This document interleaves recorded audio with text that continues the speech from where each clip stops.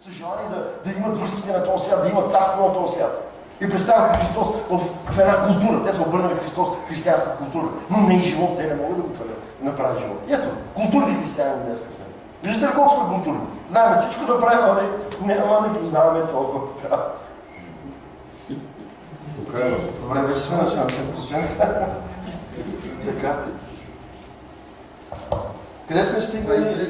23. Защото, брат Злати, какво става? Защото заплатата на греха е смърт. А Божия дар е вечен живот в Христа Исуса, нашия Господ. Справедлив ли е Бог, като казва това? Нещо да не ни отърва това, какво се пише тук? Да седнем да поговорим с него, що е решил така. Глината да удари два шамара на гранчаря. Господи, що си ме направил толкова такъв? Не можа ли по-иначе да ме направиш? Мисля, че Бог не е оправдал някой от нас по Христовото тяло. На мен ми е дал по-големи скърби, на тебе. На моя брат си му дал по-малки скърби, Господи. Той се ходи в Мерцедес, аз ходя с каруца. Какви сте скърби, къде си му дал, Господи? Той и двамата се лъжиме. Скърбите са да ни овъзнащаваме в Христа и да живеем като едно тяло в Христос. Да няма ревност, състезание. Виждали сте потърпите състезания? Лека клетка. Хранитори. Ето бягат да бързо, бягат да изправят другите. Бягат да не стигат нищо. При нас няма брази. При нас има. Питай брата Гео, той ще каже. И затова при вас църквата е по-слабичка. Не, при нас са по-дебели и по-яки сме. Продължаваме. Защото заплата на греха е смърт, а Божия дар е вечен живот. Това е духовен закон, помнете го. В Христа Исуса, нашия Господ Исус. Така. Сега, ще чета само 7 глава и завършваме. Имате ли търпение? Става ли това още по-ясно? Категорично. Нали? Така, сега, айде да разберем кой създава проблемите сега. Кой не е ясно? Дали пориши той вчера знаете сега? Не, давам сега му е още по-ясно. Сега категорично още по-ясно. Или не знаете, брате. Сега вижте, не мислете, че съм избрал това да го кажа пак просто така. Знам, че Христовото тяло се нуждава това да чуе за крещението, което святът го прави.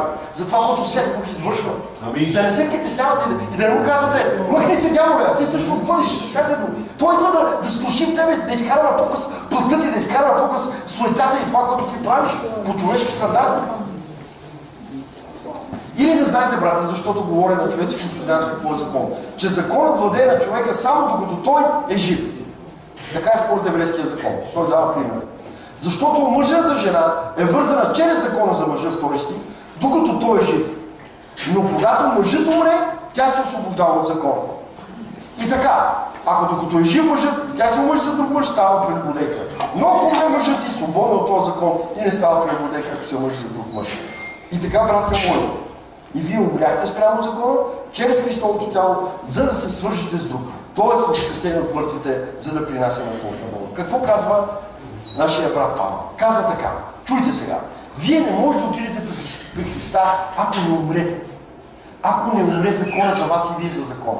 Защото вие сте вързани за закона и закона ви държи като притежател до този момент, който вие умрете и той умре. Тогава вие може да се съедините с Дух, който е пак с друга сила, която може да ви притежава. Това е Христос. Сега, но ако не оставите Святия Дух да извърши това, което трябва да извърши, вие никога няма да разберете това съединение с Христос. Защото той няма да е легитимно. И така, братя мои, вие умряхте спрямо закона чрез Христовото тяло, за да се свържете с Дух, т.е. възкресение от мъртвите, за да принасяме плод на Бога. Защото когато бяхте плътски, греховните страсти, които се възбуждаха чрез закона, действаха в нашите телесни части, за да принасяме плод, който докарва смърт. Така, поради греха и поради падението. Сега като умряхме спрямо това, което ни държеше, се освободихме се от закона, така че ние служим по нов дух, а не по стара буква. Значи, освобождавайки се от закона, кръщавайки се смъртта на Христа, ти се кръщаваш от това да бъдеш освободен от закона, който те държи. Греха вече няма власт на теб. Защото Святия Дух иска да те направи според Новия Завет, да те въведе в Новия Завет, там където Христос е той, който те притежава и те води живота. Тогава какво? Да кажем ли, че законът е грях? Да не бъде. Но напротив, не бих познал греха, освен чрез закона. Защото не бих познал, че пожеланието е грях, ако закона не беше казвал не пожелавай. Разбирате ли? Значи, сега, чуйте какво казвам, слушайте внимателно, отваряйте си ушите. Христос, благодата не казва не пожелавай. Закона казва не пожелавай. Чувате ли какво казва?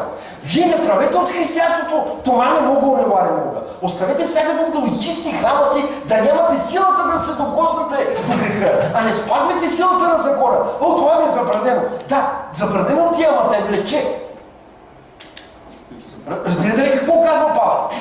Това са два различни авторитета. Царството на закона, който управлява закона, и царството на благодата. Царството на благодата няма не пожелава. Там има управление на духа, който ти дава нов живот и сила, която изпълнява волята и намеренията на Бог. Но тук на закона има не пожелава, който всъщност ти целта му е да изкара кое? Прегрешението в тебе, слабостта ти, това, което се касае до греха. Разбрали ли съм до тук? Сега виждате ли двете рази колко са огромни, страшно различни. И когато ти ми казваш, аз това не направя вече, аз това си сложих не пожелавай, аз това... дори да го кажеш, ако не царува благодата на тебе, всъщност ти си спрял нещо по твое желание, като изпълняваш закона. Разбрана съм до тук? Защото в тебе действа силата на това, че ти избираш какво искаш да спираш. Но когато Бог действа така, че чрез силата и авторитета на благодата и на духа да те направи свой съд, свой син, той всъщност ти дава силата и отнема силата на това да имаш сила да обичаш света, да обичаш греха и да си му покорен, да си слуга и си роб на това зло. Ще кажете ли амин? Закон, благодат. Виждате ли как работи? Закон, благодат от Бога са. Закон е изпратен от Бога и благодата издига нашия Господ Исус Христос. Така. Но понеже, 8 стих, грехът се възползва от заповедта, произведе в мене всяко пожелание, защото без закон грехът е мъртъв. Но какво значи без закон грехът е мъртъв? Не, че е мъртъв. Ние не го познаваме. Ние не знаем, че сме слаби. А законът така направи, че като дойде до нас, започна да ни заповяда това, ние не можем да го изпълняваме и веднага се показва излезна нагоре това, което е грехът, това, което е слабостта. Така, и аз когато бях жив, без закона, 9 стих, и аз някога бях жив без закон, но когато дойде заповедта, греха оживява, пока аз умрях. Павел казва, аз бях жив, защото нямах закон. С други думи, той си мислеше, какво толкова, нищо, какъв ми е проблема? Както си в света. Ти мислиш за греха като нещо лошо, когато си в света. Не, нищо, всичко ти дори да го осъзнаваш, всичко ти е наред. Но когато настъпваш вече в зоната на това да се покланяш, както той беше поклонник на закона, вече ти разбираш, че не трябва да правиш някакви неща, а всъщност тия неща, като не ги правиш, силата на закона, ти си длъжен да спазваш закона. Защо? Защото закона трябва да изкара на показ прегрешението от греха. Ти не можеш да избягаш вече. Законът е запечатан в тебе. Така сме всички, които сме избрани да минем през пътя, който Бог е заповядал. Чуйте по-натам. 11 стих, защото грехът, като използва възможността чрез заповедта, ме измами и ме умъртви чрез нея. Така че законът е свят и заповедта свята, правена е добра. Тогава, това ли, което е добро, стана смърт за мен? Да не бъде, казва Павел. Но грехът, за да се покаже, че е грях, ми причини смърт чрез това добро нещо, така че чрез заповедта грехът да стане много по-греховен. С други думи, какво се говори тук? Тук казвам всичко така по-съвременен език. С други думи, закона не че има, ние не сме врагове на закона. Закона работи по волята на Отца. Той знае, че Отец ни обича и ни има волята за нас да ни приведе в Христа. Но закона действа така безмилостно към нас, че да изкара на показ цялата ни слабост. Разбирате ли? В смисъл, той продължава да работи, докато не се изкара всичко на показ, така че ние да капитулираме това, да кажем, Господи, както той казва, окая наш човек на последните стихове. Така. И грехът да стане по-греховен. Завършва. Защото знаем, че законът е духовен. Чувате ли каквато му използва той? Законът е духовен. Защо е духовен? Защото идва от духа. Той идва от Отца. Това е в волята на Бога. Всяко нещо, което е по волята на Бога, то излиза от естествения източник на духа. Защото знам, че законът е духовен, а пък аз съм от път и продаден под греха. Защото не знае какво правя, понеже не върша това, което искам, а нове, което образя, не го върша. Чувате ли какво казва Павел? Казва, вижте, това ще го прочита. Защото не знае какво правя, Понеже не върша това, което искам, а това, което мразя, не го върша. Колко сме така от вас сега? Колко сте така? Всички сме така. Добре, отварям пак скоро. Бог познава ли ме?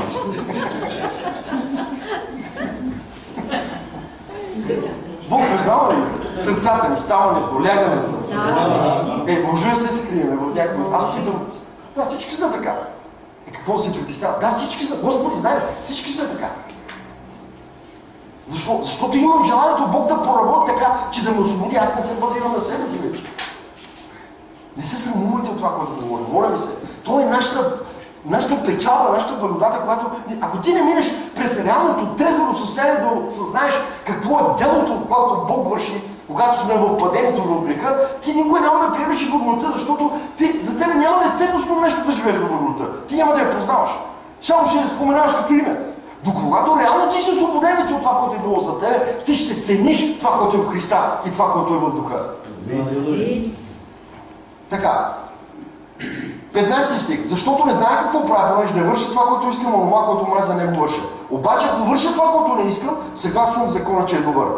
Затова не аз сега, затова 17 стих. Не аз сега върша това, но грехът, който живее в мене. 17 стих. Затова не аз сега върша това, но грехът, който живее в мене.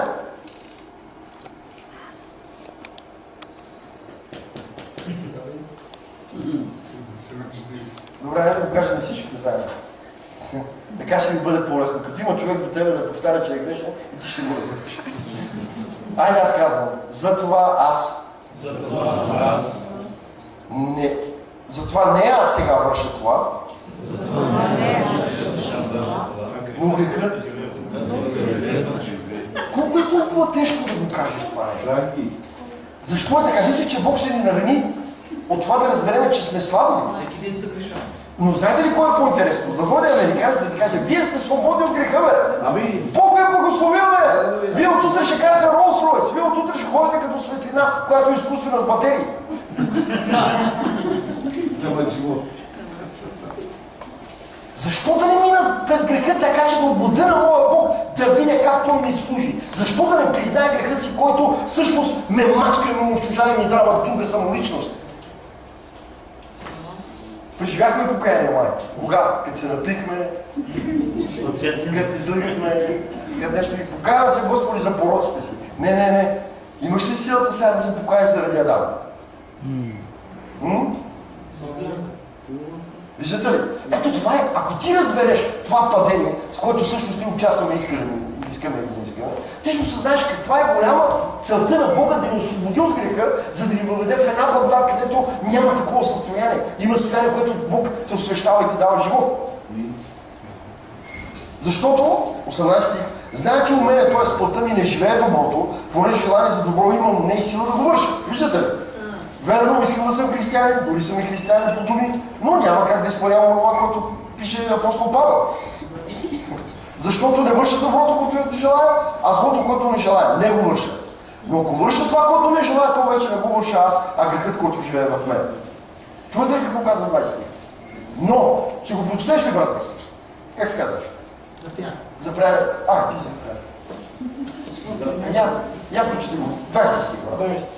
Така. Ако не върша това, което не желая, това вече не го върша аз, а грехът, който живее в мен. Много ти благодаря. Покаявам се. Не го върша аз. Сега, може ли се покаеш за нещо всъщност, което не го вършиш ти? Как ти звучи? Да се покаяваш за нещо, което ти не го вършиш. Защо? Защото тук покаянието се касае, ти го правиш заради Отца. Знаеш много добре това, че е волята на Бога, ти да осъзнаеш, че си поробен. Бог не ти съдържа за греха, защото Той няма да те остави греха. Той няма да те остави греха, казвам ти. Но много е важно да вземеш отговорността си, да, Господи, искам да ме изкажеш от греха, защото това е Твоята воля, а не моето човешко желание. Нали? Ще кажете ли му? Така, благодаря ти пак. 20 стих си го прочел, аз отивам на 21. И така, намирам този закон, че при мене, който желая да върша доброто, злото е близо. Защото колкото за вътрешното ми естество, аз се наслаждавам Божия закон. Но в телесните си части виждам различен закон. Виждате ли телесните части как имат ума на плътта? Те те движат. Искаш нещо. Желаеш нещо. Идва на мисълта нещо. Исус веднага ти казва, отрежи ръката. Ако нещо съблазнява, изкарай оглото и ти казва, какви ги говори Господа, тук не разбира тия работи, защо ми ги казва тия работи, не пожелава, нищо не разбира от това, което казва Господа. Но той всъщност ти казва, знаеш ли, че в тебе има един живот, който от лявата страна е винаги пожелава, примерно. Има един живот, който ще се даде, който е по благодат, който никога няма да пожелава, защото в него има дух и е живот. И затова казвам, че законът е препълнен с грех. Не закона ни, цялото на това падение, а закона работи върху него да изкара греха, а благодата не работи с греха. Той усъвършенствува тия, които са освободени от греха и ги прави по образа и величината и стандарта Христос. Сега ще се намин, Боже се не виждали. Знаете ли кой е единствен се ядоса сега? Дявола. Защото вие слушате наистина учението, което трансформира човека. Без да преминава на тъгъдък. Аз съм много създаден. Кога си станал? Кажи. Поне да си прочерпал, бе.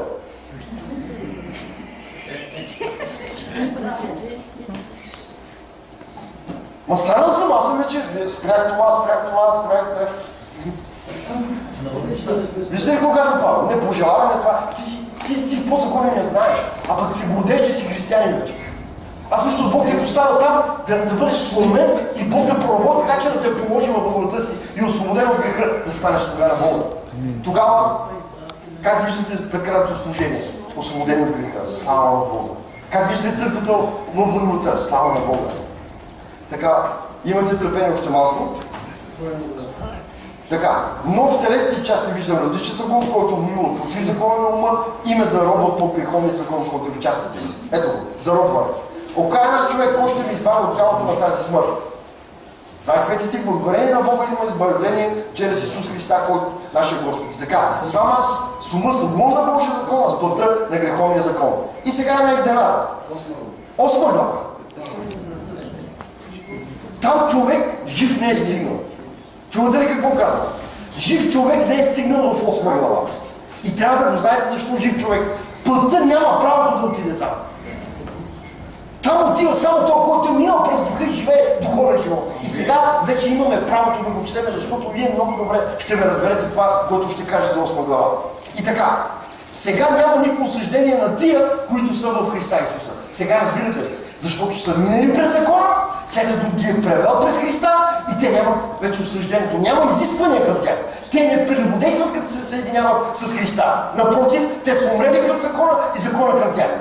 И те затова нямат изискване към това. Продължаваме на втори стих. Защото закона на животворящия дух ме освободи в Христос Исуса от закона на греха и на смъртта. Разбирате ли? Това е за всеки оправдан и той, който наистина живее в Христа. Следващо нещо. Понеже това, което беше невъзможно за закона, виждате ли? Поради това, че беше слаб чрез плътта, Бог го извърши, като изпрати своя син в плътта, подобна на греховна плът и жертва за грех и осъди греха в плътта. Сега, това е действието, той показва какво става с Исус. Той го разпълва, но разпълването на Исус значи буквално унищожаване на греха. Чувате ли? Не е повод да заплачеш, че Исус умира, а да се зарадва, че Той всъщност ти разбира, че Той умрял по Божията воля и разпълва нещо, което трябва да спре в твоя живот. Ще кажете на ми? Съгласни ли сте с това, което говорим? Защото това е смисъл на разпятието. То няма смисъл на това емоционално. Бог е умрял за нас, Бог е направил. Да, Той е умрял с целта да ни освободи от греха, да ни освободи от товара на този свят и всичко останало. Чуйте на това.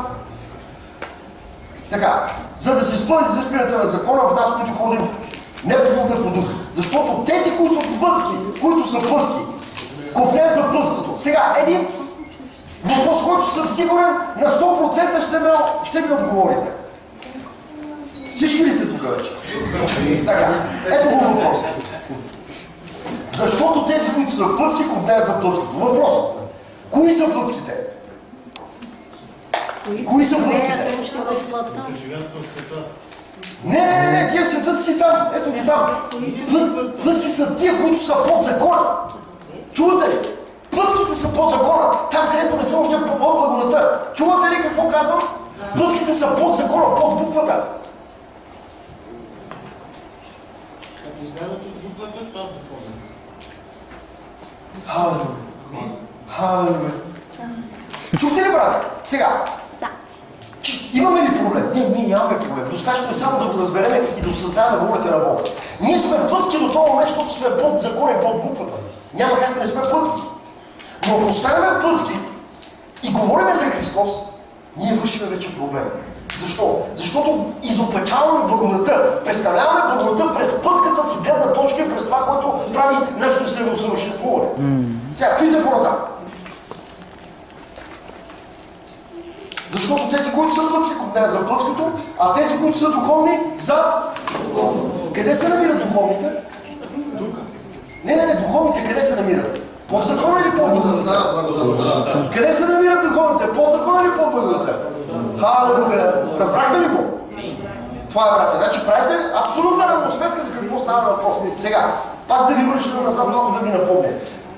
То етап на живот го превежда Исус, го превежда Святия Дух в Христа Исус. Значи, аз съм плътски, аз се раждам плътски да бъда. Аз съм дори, преди да съм плътски, под закон, аз съм естествен човек, който се ражда в натурата на един естествен човек с всичките отрицателни неща. После, всякато го ме поставя под авторитета на буквата и на закона, за да може закона да изкара от мене всичкото падение, което е поставено, защото вече съм поклонник на Бога, но все още не го познавам.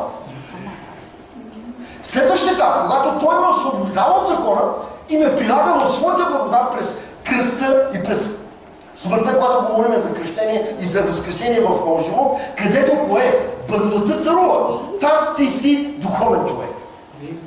Защо? Защото ти си отнема силата и възможността да комуникираш със света по начин, който да си роб или с дявола и с тъмнината или с това, което те мъчеше относно греха или това, което те осъждаше. Първи стих казва, за тия, които са в Христа, няма осъждение. Разбрали съм до тук? Казвам го с мои думи, за да разберете, да не направих долу един извод от цялото нещо до тук. Така. 6 стих. Понеже копнеше на пътя, значи смърт, спомняте ли си за 6 глава, че всички, които участват в греха, сетнината, каква е заплата на греха?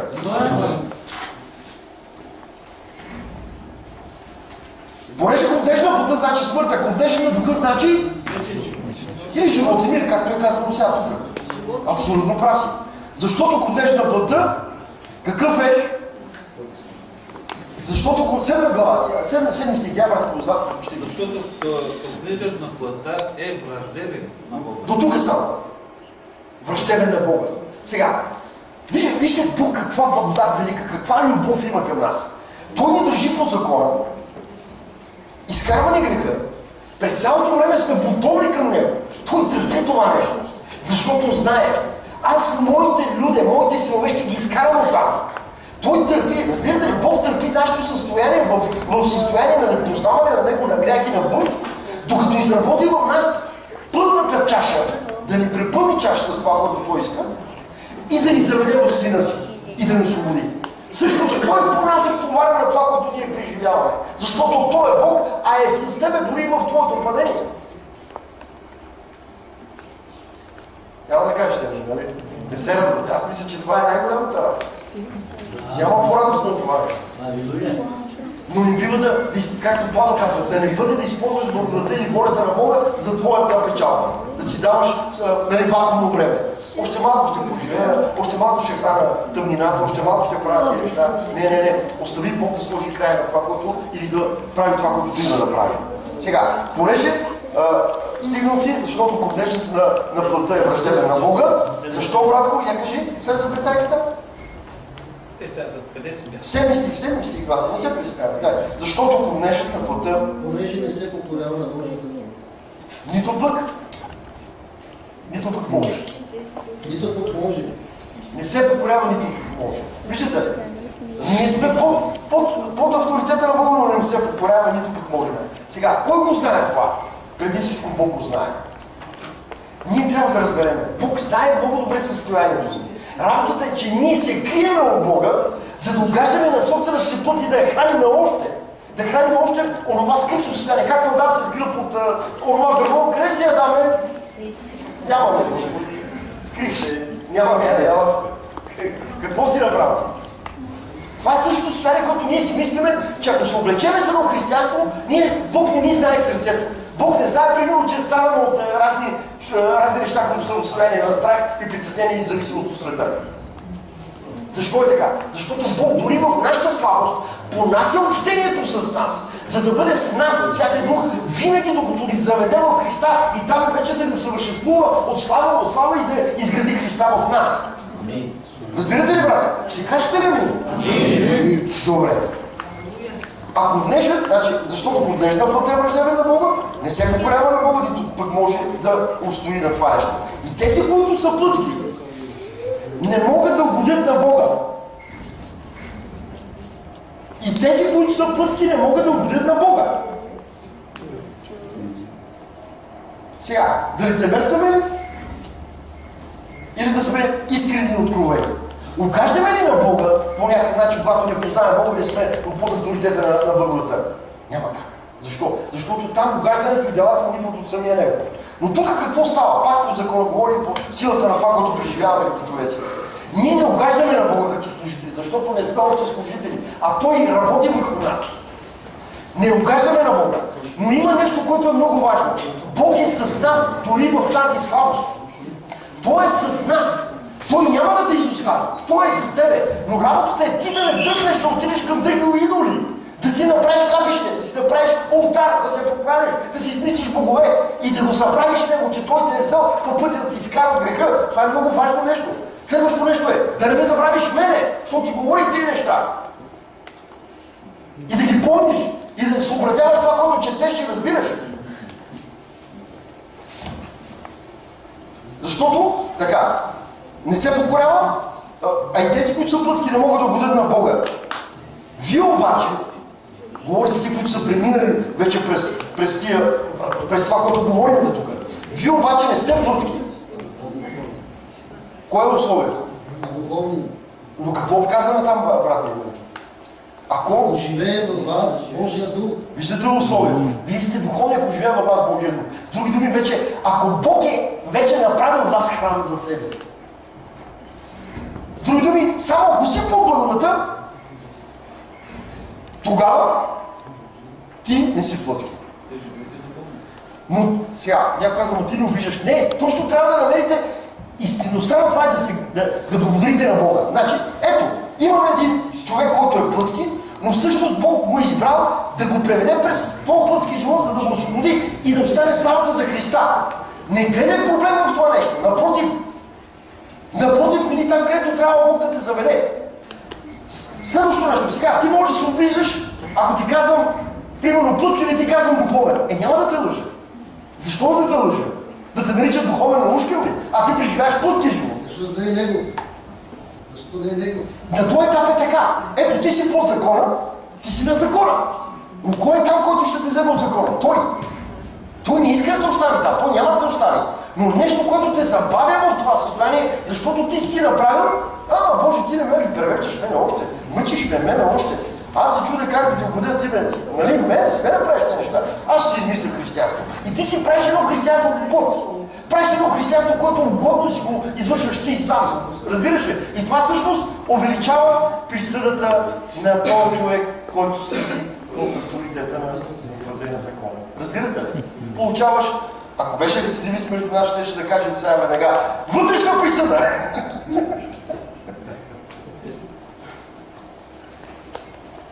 Спомняте ли се евреите? Да кажем за тях. 4 глава на евреите, 3 глава на евреите обяснява така. Не бъдете като тях. Защото страхувайте се да не видят да не достигнете до благодата. Защото тия хора са измерили в един ден 23 000 души. Поради тяхното неверие. Паднали се в будка Бога. И Бог се преувеличил от тях. Защо е така? Бог е това. Хора, Бог е това. Бог е това. Но ние трябва да достигнем благодата. За да достигнем благодата, какво се нуждаем? Първо, преди всичко, всяка дума да ни управлява, да ни води и да бъде Той центъра на всичко, което се върши заради Христос и Христос. Следващото нещо. Служителите да са верни, покорни, тотално предадени и да са истинни хора. Хора, които нямат за себе си никакъв друг живот, освен Бога. Хора, които не се страхуват за живота си, за нямането си. Да се обучават, ако не познават Евангелието, ако не познават това, а са станали вече служители. По път станали са някакви, направили са нещо. Да се спрат. Да се каже, Боже, не те познавам според стандартите, които са в Христа. Да се спрат. Моля се, обясни ми, научи ме, направи това, което трябва за да послужа на моите братя, а да не ограбвам моите братя. Тук няма срам, братя. Няма срам, тук няма велики хора между нас. Всички сме слуги, аз нищо не знам, никой нищо не знае. Но всички знаем, ако сме в Христа и Той ни получава и ни въвежда в благодата. Ще кажете ли? Добре. Значи, вие обаче не сте плътски духовни, ако живее във вас Божия дух. Сега, да кажем ли, че в нас живее Божия дух? Да го кажем като потенциалност, като нещо, което би могло да е така. Да, бихме се зарадвали, да кажем добро нещо звучи, така е. Да, Той е с нас, Святия Дух е винаги с нас, защото сме избраните. Но Той ще проработи върху цялата воля на Отца, защото Отец е решил така, разбирате ли? Той е с нас. Дори ти да си бунтовен, Той е пак от тебе. Но той е свидетел на твоя бунт. Ако ти по желание седиш в бунтваче, той е свидетел. И утре ще настане пред Отца и ще каже, той човек беше бунтовен и аз съм свидетел за това. Разбирате ли? Той не ме остави никога да му послуша, той не ме остави никога да слуша в него целия свят, цялата мъдрост на този свят и всичко останало, за да бъде наш. Тогава има да отговаряме всичките. Разбирате ли? Ето защо 18 глава на Деяния на апостолите, Атиняните казва, на Божни хора. Вие имате много алтари, аз ви казвам за един Бог, който не го познавате. Именно това е Бог, който вие не го познавате, просто не сте го оцелили. Истината е в Христа. Чуйте по-нататък. Вие обаче не сте плътски духовни, ако живее във вас Божия дух. Но ако някой няма Христовия дух, той не е негов. Как ви звучи това? Предложение, да те подразни Павел го пише, евентуално да те смъмри, да те удари шамари, да се подиграва с тебе. За кое го пише така? Това е духовен закон. Сега ще го обясня. Вие стигнахме, вие обаче не сте плътски духовни, ако живее във вас Божия дух. Но ако някой няма Христовия дух, той не е негов. Сега, какво е да имаш Христовия дух? Христовия дух е духът на благодата. Чувате ли? Духът на благодата, която те прави син на Бога, която ти дава правата да живееш духовен живот. Чувате ли, бе? Чувате ли какво казах преди малко?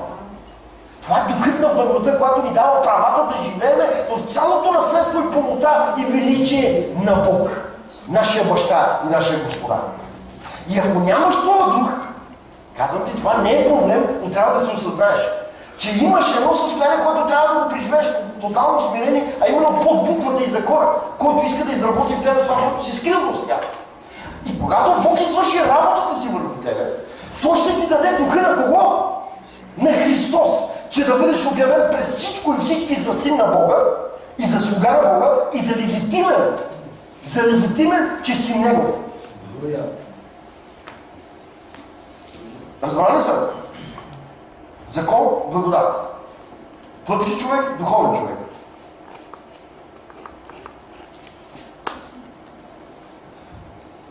Така. Но ако някой няма Христовия дух, той не е негов.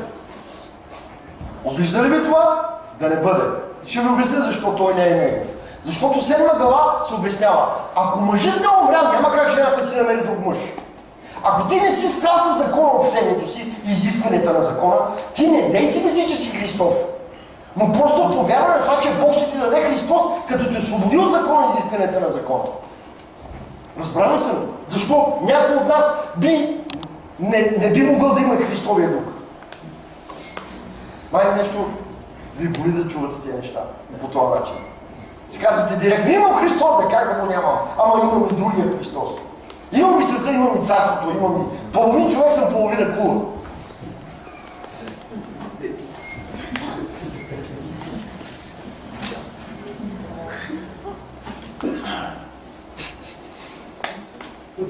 Христовия дух се дава на тези, които са освободени от закона и живеят в благодата. Сега, не съм те изпреварил, искам да ти кажа. Аз не съм те изпреварил в нищо. Успокой се, в нищо не съм те изпреварил. Нищо, че говоря тези неща, нищо, че участвам в това, нищо, че ми е дадено, не съм те изпреварил. Защо? Защото Бог като ме благослови с това и ми даде дар на това, Той ми изпрати пак до тебе, пак да съм с тебе. Хайде пак при твоите брати сега. Те къде са там? Им под буквата, заедно с тях, ходи с тях, говори с тях, айде общувай с тях, слугуем.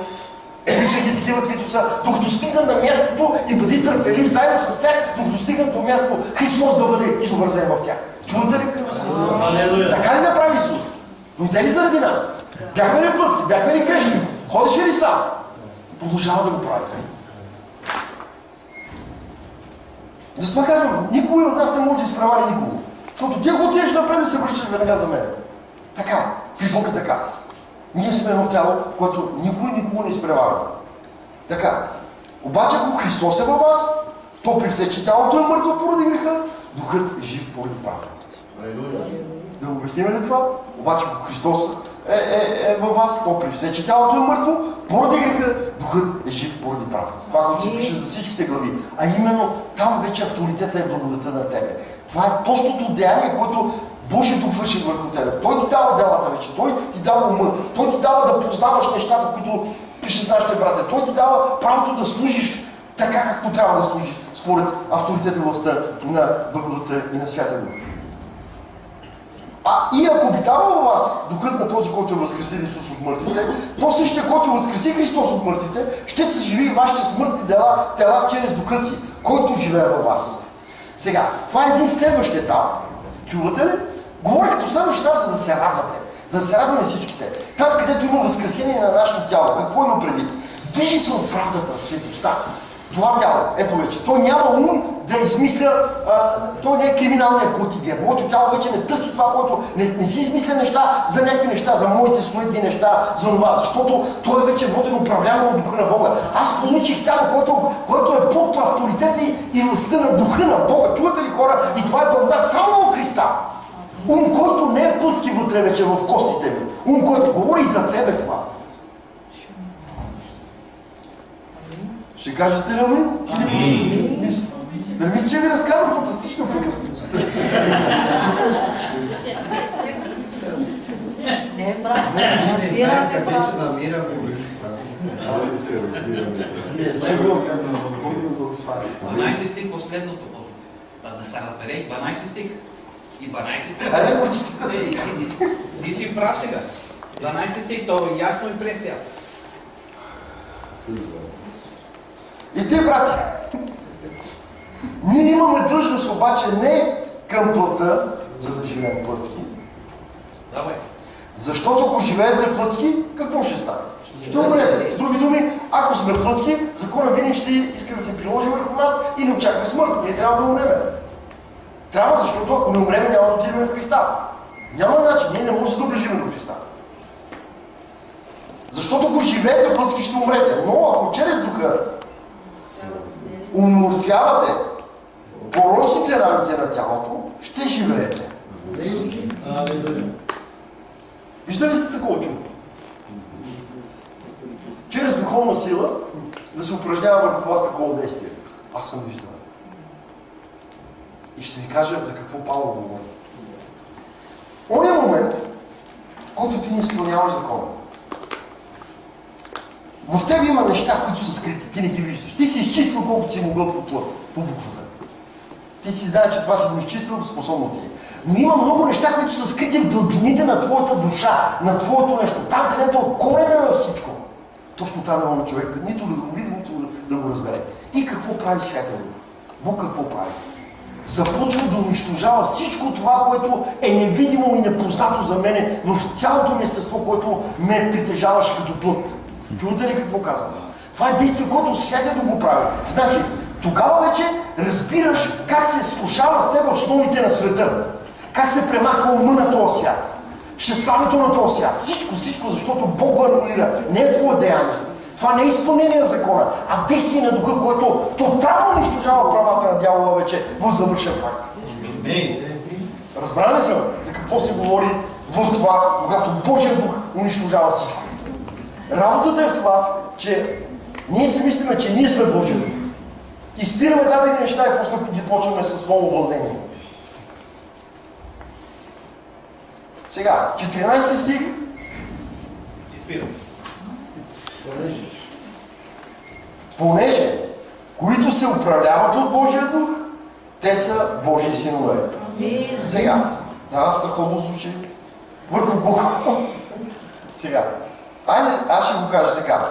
Всичко това, което четох до сега, това нещо ще се изпълни върху Божиите синове, защото те са на Бога. за да може да ги управлява Божия дух. Сега как звучи? Много добре. Вече ти дава пълната картина, без да си правиш реклама като християнин. Нали? Аз съм син на Бога, що бе? Тут съм християнин. Я виж Исус, той казва, че е син на Бога. Спомня съм себе си една камара неща, които имал да е казвал и извършил. Докато ние казваме без да знаем защо. И това го правим заради плътта, се срамуваме да казваме, че сме синове и дъщери на Бога. Добре, сестра, спираме. След малко, 15 стих. Защото не сте приели дух на робство, да пак да живеете в страх, а сте приели духа на синовене, чрез който викаме Татко Боже. Благодат, която ми се дава, за да бъдем синове и благодат. Добре. Ще кажем ли да и мин на служението на Святия Дух? Христос се е извършил като служение, за да бъде извършено в нас. Не знам дали ще се видим пак. Пак ви казвам, не знам, защото с мълцина хора се виждам пак. Но с някой ще се видим задължително. С някой ще се видим. Ако искате да общуваме, да имаме това общение, за което трябва да се видим. И да имате наистина онова действие на Духа, който да ви води напред и наистина да сте, не само да растете Бога, но да останете верни. Защото всеки момент ще бъдеш пак на много изпитани, нататък. Но Бог е велик. Да се помолим и свършваме. Благодаря ви за това, че сте били търпеливи. Знам, че това е световният рекорд за вашето стоене в църква. И то, когато човек говори. Но Бог ви е благословен с търпение.